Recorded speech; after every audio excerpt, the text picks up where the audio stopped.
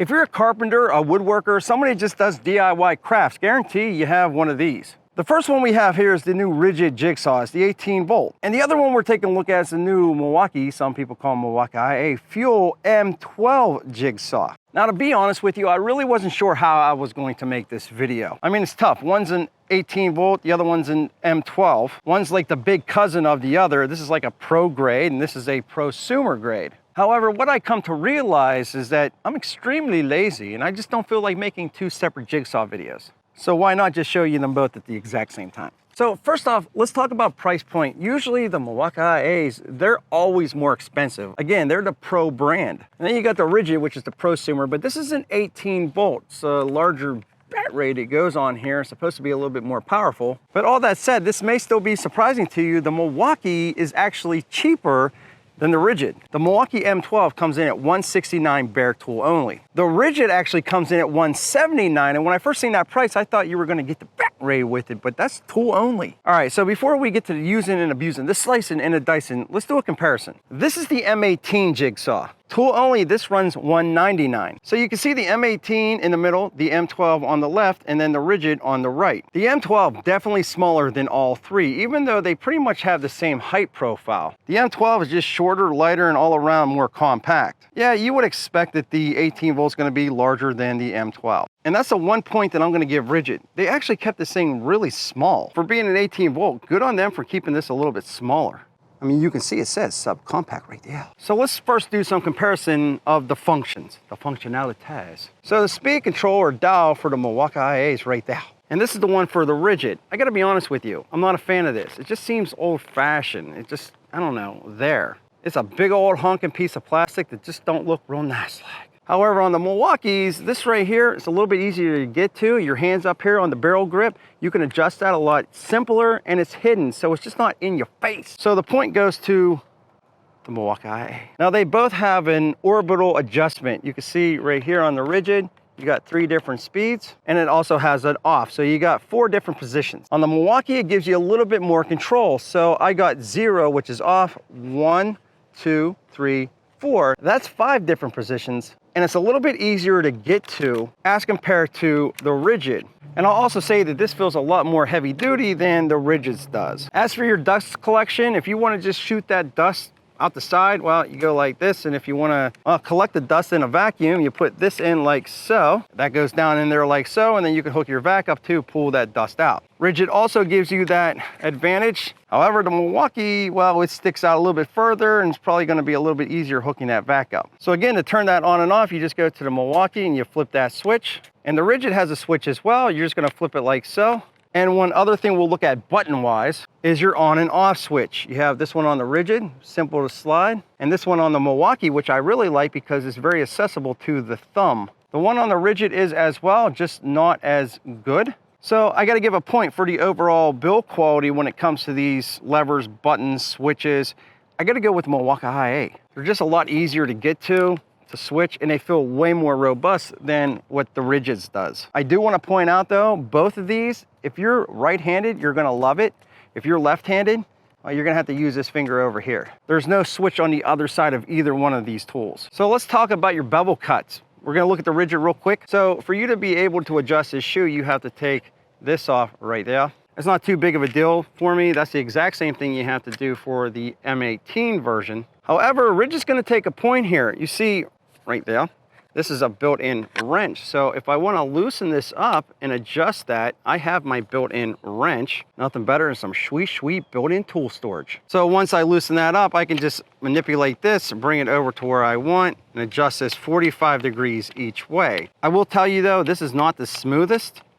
So there is a little bit of manipulation, but once you get it. Now for the Milwaukee, you have the same little bolt right here. What irritated me is there's no onboard tool storage. Matter of fact, I didn't even see a wrench that came with this thing. It's a 5/64, and I'm just gonna loosen that up.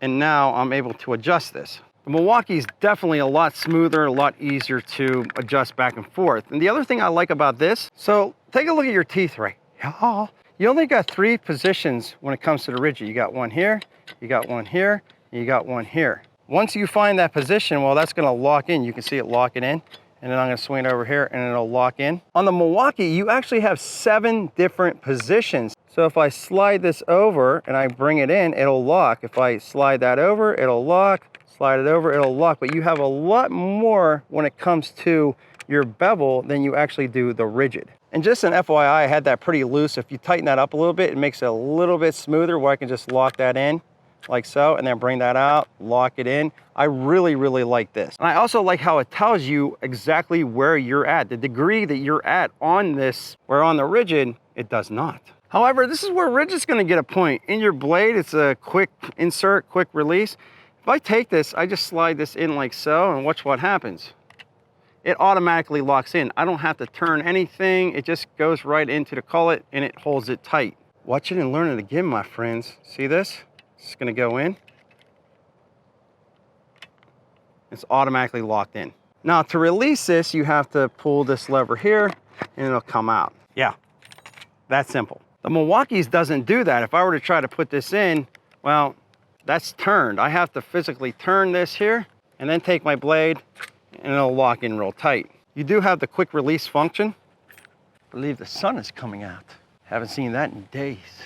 But yeah, it'll pop it out. You don't have to worry about it, but I really do. Even though this is easy, I really do like the Ridgid and how they made that super easy. Anytime it saves me time, makes my life easier, I think that's real nice. So before we start to using and abusing the slice and dicing, let's talk about what I was really surprised about. When I turn on the Ridgid,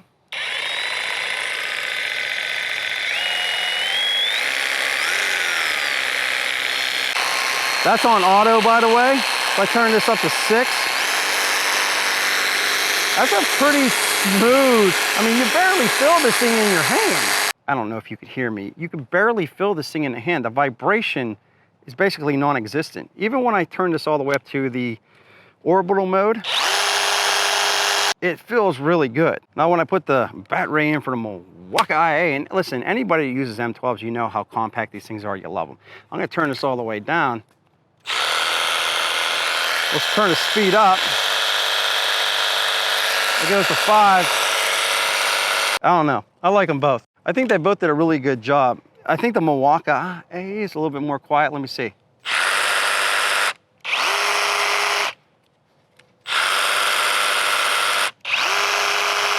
Yeah, the Milwaukee's definitely quieter, so I like that. So we got some 1-inch particle board, and then on top we got that sweet plywood veneer. What kind of blade are we using? That's a Diablo. All right, so let's turn the oscillation all the way off. We're gonna put this on auto, and I'll be honest with you, I definitely do not like this switch. It just feels old-fashioned. I don't care for it.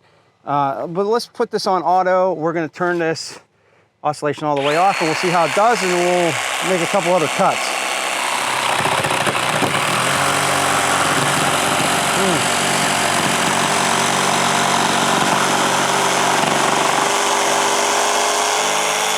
Pretty smooth cut. This blade's also real nice. Let's turn this up, oscillation all the way, and we'll just go to number 6.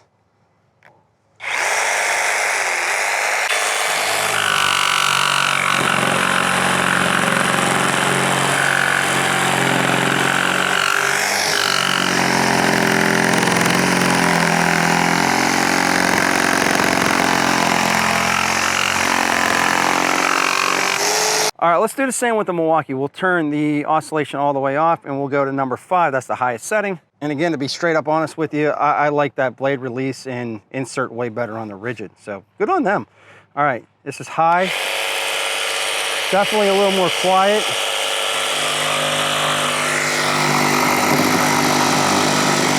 Oh, that's a really good cut.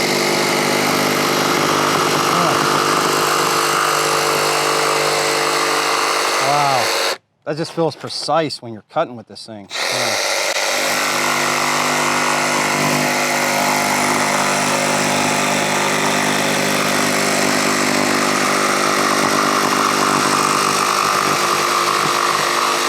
Wow. I mean, that's a really nice cut too. I mean, good on Diablo. Look at that. Tell you what, let's try it on the auto mode function now.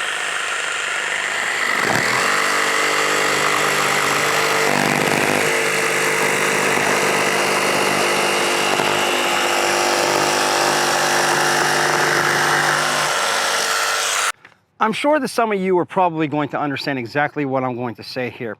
When I first started using this without the slicing and the dicing, just sort of in the hands, this felt better to me. But as soon as we started going through that cut, this immediately changed my mind. I felt locked in with this, if that makes any sense. Like, it seemed like it had more power even though it was an M12, but the cuts were just amazing. I mean, I could just feel going around that wood, making those slices and the dices.